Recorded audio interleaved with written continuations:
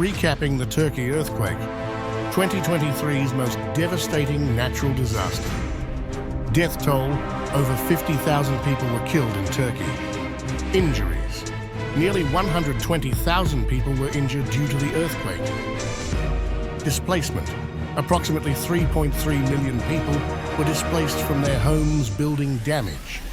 Over 800,000 buildings were damaged or destroyed, including 37,066 buildings that completely collapsed.